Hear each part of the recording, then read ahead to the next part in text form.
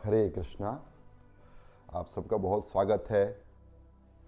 आज जो वीडियो है इसमें हम लोग वृंदावन की परिक्रमा के बारे में डिस्कस करेंगे, जो मैंने एकादशी के दिन की थी कार्तिक महीने में। मैं बहुत दिनों बाद उस वीडियो को लेकर के आ पाया, ऑलमोस्ट 15-20 दिन के बाद, क्योंकि इतने सारे प्रोजेक्ट्स आ गए थे मेरे, इसके चलते मैं वीडियो बना नहीं पा रहा था। तो अब जो है ये वीडियो आया है, लेकिन इसमें आपको हर चीज़ें मिलेंगी, जानकारी मिलेगी कि एक वैष्णव को, एक गौड़िया वैष्णव को किस तरीके से जो है विजिट करना चाहिए, वृंदावन परिक्रमा करनी चाहिए पूरी। सब एक एक प्लेस की जानकारी मैं दूंगा, खासकर जो इस्कॉन के भक्त हैं उनके लिए, कि आप लोग को कैसे किस तरीके से जो है यात्रा करनी है। हाँ, सबसे पहले भगवान और गुरु महाराज को प्रणाम करते हुए, गुरुवे गौर चंद्राय राधिकाय तदालिये कृष्णाय कृष्ण भक्ताय तद्भक्ताय नमो नमः। राधे मेरी स्वामिनी मैं राधे को दास, जन्म जन्म मोह दीजियो श्री वृंदावन वास। श्री प्रभुपाद की जय, श्री गुरुदेव की जय, गौर सीतानाथ प्रेमानंदे। हरि हरि बोल। हरे कृष्ण। तो हम लोग अब इस वीडियो को स्टार्ट करते हैं। सबसे पहले जो हमने परिक्रमा स्टार्ट की वो इस्कॉन टेम्पल से की, वृंदावन से प्रणाम करके राजा श्याम सुंदर जी को प्रणाम करते हुए करीब 9 बजे के आसपास हम लोगों ने स्टार्ट किया, सवेरे सवेरे, क्योंकि सारे प्रोग्राम्स वगैरह होते हैं, लेक्चर्स वगैरह होता है, और कथा सुनने के बाद भगवान के नाम जाप करने के बाद 9 बजे हम लोगों ने यात्रा स्टार्ट की।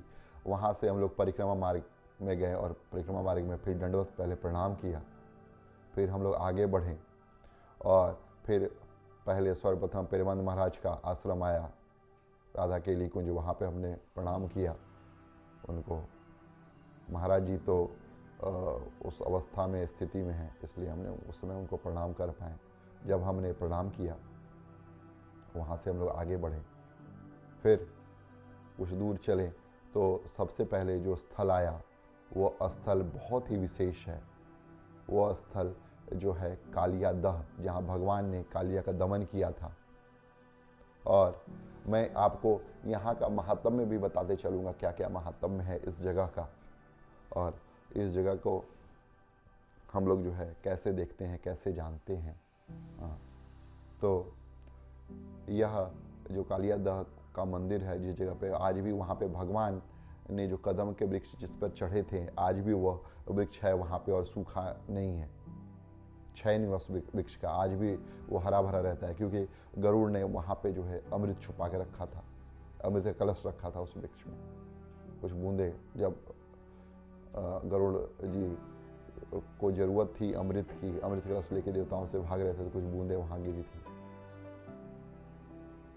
तो वो उस जगह पे दर्शन किया और भगवान की लीलाओं को याद करते हुए हम लोग आगे बढ़े। और हम लोग कुछ दूर जब गए तो वहाँ पे एक मंदिर आता है, मदन मोहन जी का मंदिर। ये ऊंचे थोड़ा स्थित पे है। ये मदन मोहन जी का मंदिर 1580 में राम कपूर जी के द्वारा, रामदास कपूर जी के द्वारा बनवाया गया था, सनातन गोस्वामी जी के कहने पे। क्योंकि रामदास कपूर जी का जो है नाव फंस गया था जमुना जी के किनारे, और जमुना जी के किनारे जब फंस गया नाव तो लोगों से पूछा कि आप लोग हेल्प कीजिए, निकाल दीजिए इस नाव को, आसपास गांव वालों से। लेकिन गांव वालों ने बोला कि बाबा एक यहाँ रहते हैं टीले पे, वही आपको हेल्प करेंगे। और उस टीले का नाम द्वादश आदित्य टीला है। उसी पे सनातन गोस्वामी जी अपना भजन किया करते थे। और भजन करते करते जो है भगवान ने एक बार उनसे बोला कि हमको हर रोज़ सूखा रोटी देते हो, कभी नमक भी तो दो। तो सनातन गोस्वामी ने बोला, आज नमक मांग रहे, कल 56 भोग मांगोगे, कहाँ से हम देंगे, अपना नमक का व्यवस्था खुद ही कर लो। तो रामदास कपूर जी का जो है उन्होंने नाव फंसवाया था भगवान ने। फिर भगवान की प्रेरणा से रामदास जी इनके पास आए। सनातन जी ने बोला कि मैं तो कुछ नहीं हूँ, ये राधा मदन मोहन जी, आप इनसे प्रार्थना कीजिए। उनसे प्रार्थना किया तो उनका नाव जो है तुरंत छूट गया पानी से। तो रामदास कपूर जी ने बोला कि आपको क्या चाहिए? बोले कि हमको तो कुछ नहीं चाहिए, लेकिन इनको नमक चाहिए, नमक को थोड़ा दे दीजिए। तो वो बहुत खुश हुआ, बोला कि हम तो सिंध देश से आ रहे, बहुत सारा नमक लेके आ रहे, आप ये नमक, बहुत सारा नमक दिया। और मंदिर का निर्माण भी उन्होंने करवाया, रामदास कपूर जी। इतने अद्भुत जो हैं भगवान की लीला हुई वहाँ पे। और मदन मोहन मंदिर 1580 में बना था। फिर जो है उसके बाद मुग़ल के समय में जब इन्वेजन हुआ 1670 के आसपास, 90 साल के बाद, जब मुग़ल बहुत आक्रांत हो गए थे, तो वही भगवान की मूर्ति जो है करौली नामक ग्राम में, राजस्थान में जो है वो स्थानांतरित हो गई। हमने वहाँ पे मदन मोहन जी के स्वरूप विग्रह का दर्शन किया, और वो टीले को द्वादश आदित्य टीला कहते हैं। जब कालिया दह पे भगवान ने लीला की थी, भगवान आकर के जो है उसी टीले पर बैठे थे और अपने शरीर को सुखा रहे थे, तो उनके शरीर को सुखाने के लिए जो है द्वादश आदित्य प्रकट हो गए आसमान से, और इसलिए उस टीले पर जब प्रकट हुए 12 सूर्यदेव एक नहीं है, 12 सूर्य हैं, हर महीने के एक अलग अलग सूर्यदेव हैं। तो उन सूर्यदेव के वहाँ स्थापित होने से उसका नाम जो है द्वादश आदित्य टीला नाम पड़ा। कितनी अद्भुत कहानी है। हाँ,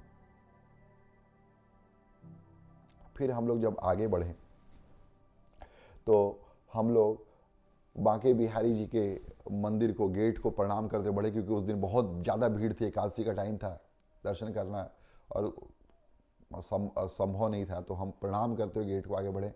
फिर राधा वल्लभ जी के यहाँ भी वही भीड़ थी, राधा वल्लभ जी के चरणों में दंडवत प्रणाम बाहर से करके हल्का दर्शन करके हम लोग आगे बढ़े। फिर हम लोग परिक्रमा मार्ग पे आए इमली तला नामक स्थान पर, इमली तला मंदिर, जहाँ पे आज से 500 साल पहले भगवान चैतन्य महाप्रभु आकर के मेडिटेट करते थे, ध्यान किया था उन्होंने। और इमली तला जो मंदिर है, भगवान राधा कृष्ण की बहुत सारी लाई हुई हैं। जब भगवान कृष्ण राधा रानी से विरह का अनुभव कर रहे थे, तो आकर के वो इसी इमली तला के नीचे बैठे हुए थे, इमली वृक्ष के नीचे, और भगवान कृष्ण का ध्यान करते, राधा रानी का ध्यान करते करते उनका काला रंग जो है वो झड़ गया और वो भी एकदम सुनहरे रंग के हो गए थे। तो जब देखा सब लोगों ने उनके वर्ण, राधा रानी ने, तो बहुत आश्चर्य हुआ कि ये वर्ण आपको जो प्राप्त हुआ है, ये अवतार कब होगा। तब भगवान कृष्ण ने कहा कि राधे, मैं कलयुग में आऊँगा चैतन्य महाप्रभु के रूप में, और आकर के सबको जो है ये कृष्ण प्रेम जो है आवंटित करूँगा तुम्हारे भाव में, क्योंकि यह कांति जो मेरी हुई है तुम्हारे भाव में हुई है। तप्त कांचन गौरांगी श्री राधे वृंदावनेश्वरी। तो तप्त कांचन जो आभा है तुम्हारे बारे में सोचने से हुई है।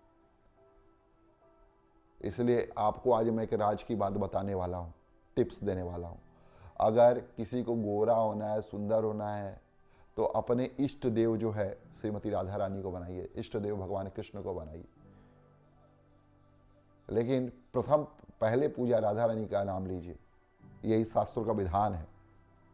जो राधा रानी का नाम बाद में लेता, पहले कृष्ण का नाम लेता, वो घोर नरक में गिरता है। अगर उससे बचना है तो राधा रानी को अपना इष्ट बनाइए और गोरे हो जाइए। हाँ, ये मजाक आपको लग रहा होगा, लेकिन इष्ट की ये कृपा होती है। भगवान अपना स्वरूप दे देते हैं, उसी को स्वरूप मुक्ति बोलते हैं। भगवान अपना जीते जी स्वरूप दे देते हैं। उद्धव जी जो भगवान के साक्षात स्वरूप लगते थे, इतना प्रेम था भगवान को उद्धव जी से। तो यह लीला हुई थी। और इमली ताला पे जो है इमली पेड़ के नीचे हाथों में जो है मेहंदी लगा रही थी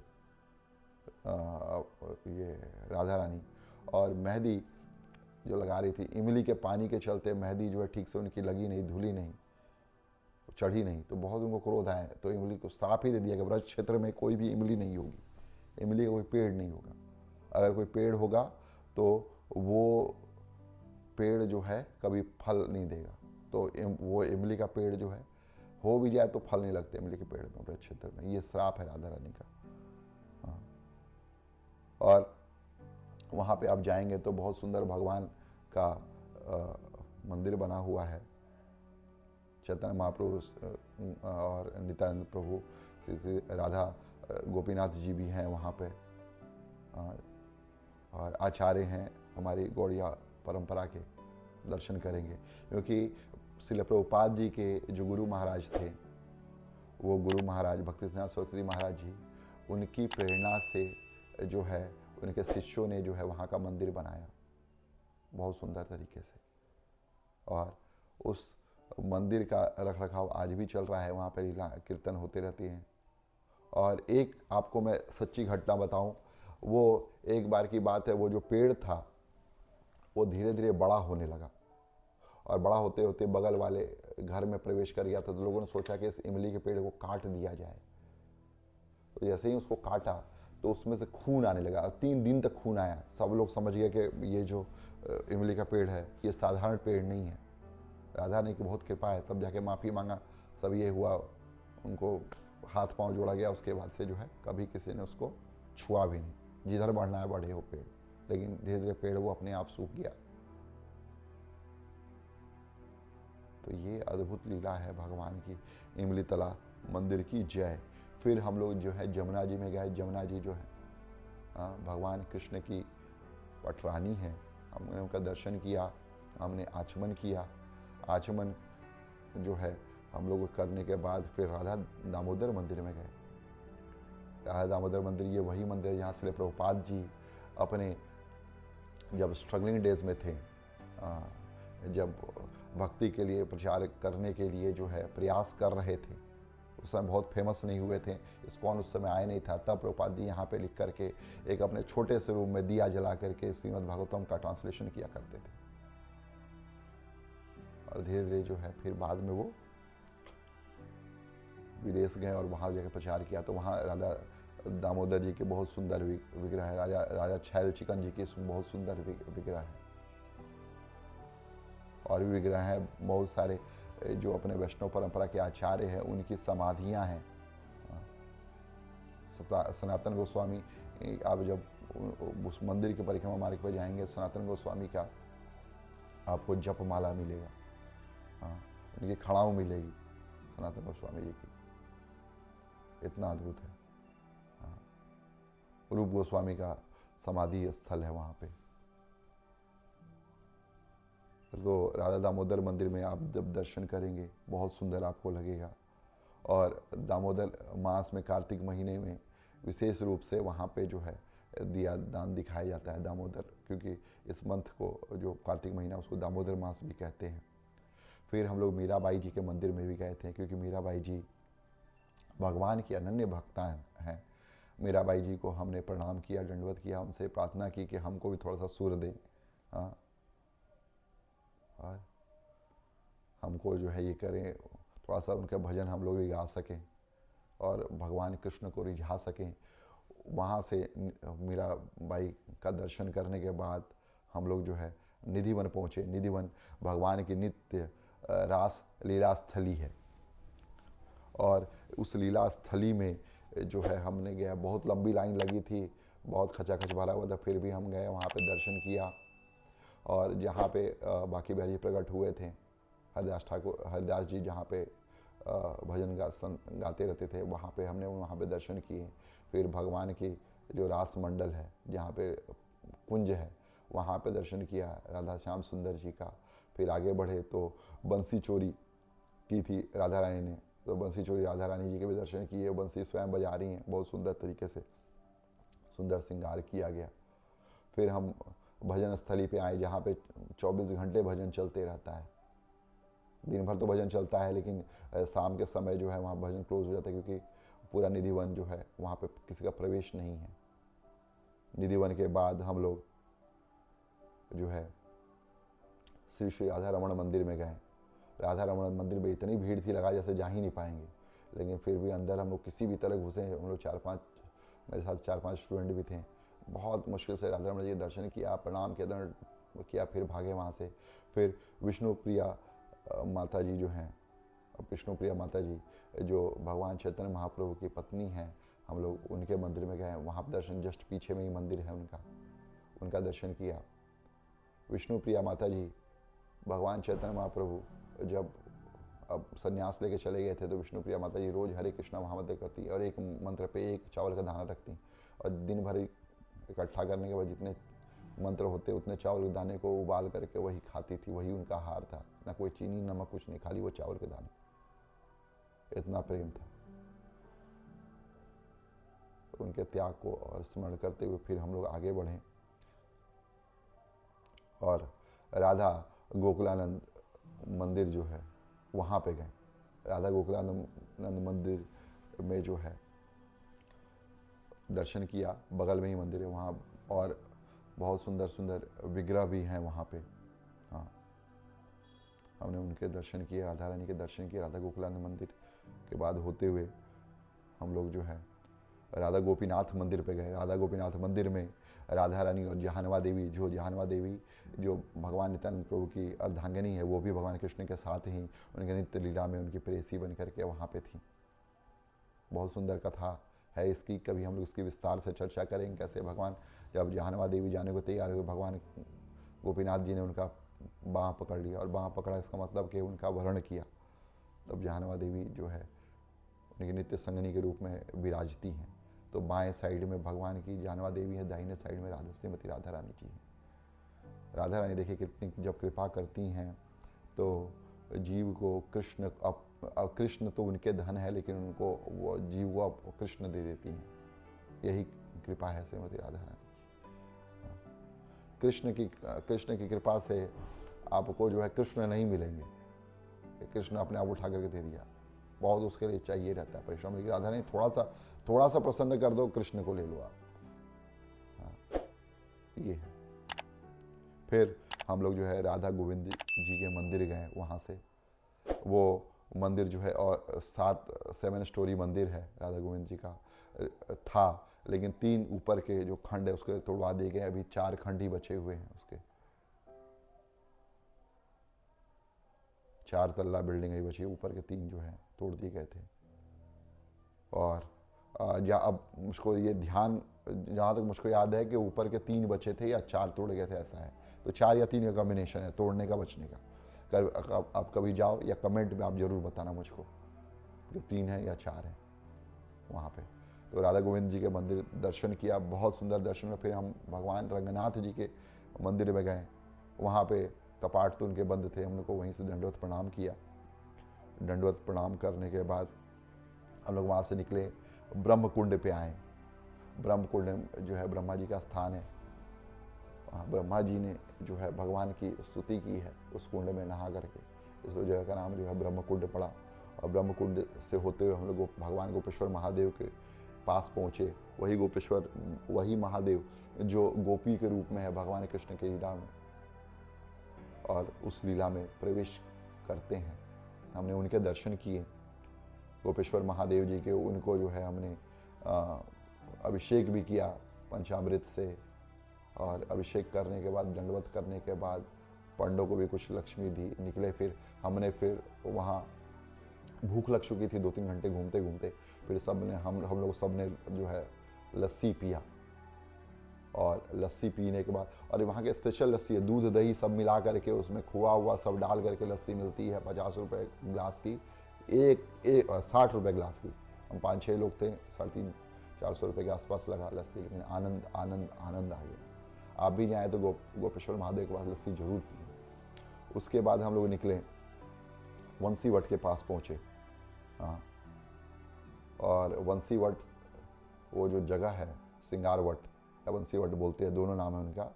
और वहाँ पे जो है भगवान राधा रानी के साथ बैठते थे, सिंगार राधा रानी करते थे, और राधा रानी के साथ आलाप प्रेम करते थे। तो इसलिए उस जगह जो है बंसी वट है, वहाँ पे आप जाओगे तो दीवारों पे आपको गोपी गीत लिखा हुआ मिलेगा। आप उनको पढ़ सकते हैं, जान सकते हैं, सीख सकते, वो ये कर सकते हैं। वहाँ पे और अंतरंग लीलाएं भगवान की हैं। हम उनको उन एक एक स्थल को जो है हम लोग विविडली अच्छे से डिस्क्राइब करेंगे आगे आने वाली जो है हमारे एपिसोड होंगे उनमें। लेकिन अभी मैं बेसिकली वो चीज़ें बता रहा हूँ हम लोग क्या क्या कर सकते हैं। आप वहाँ जाओगे तो खुद से ही काफ़ी कुछ समझने को आपको मिलेगा, इसलिए मैं बहुत सब कुछ नहीं बता रहा हूँ। फिर हम परिक्रमा मार्ग वहाँ से होते हुए फिर परिक्रमा मार्ग पे आए। परिक्रमा मार्ग के आगे चले हम लोग, जगन्नाथ जी का बहुत पुराना मंदिर है। जगन्नाथ जी का पुराना मंदिर वो 200 साल करीब पुराना है। जब बाबा हरिदास एक थे 200 साल पहले, वो भगवान के विग्रह को, जगन्नाथ जी को वहाँ से पुरी से लेकर के आए थे, और 200 साल पुराने विग्रह आज भी है। उनकी कथा भी जो है मैंने अपने YouTube चैनल पर डाल रखी है। आप देख सकते हैं जैसे जगन्नाथ जी की मन में भी इच्छा हुई वृंदावन में वास करने की। जगन्नाथ जी को हम लोग प्रणाम करते हुए दर्शन करते हुए आगे बढ़े, फिर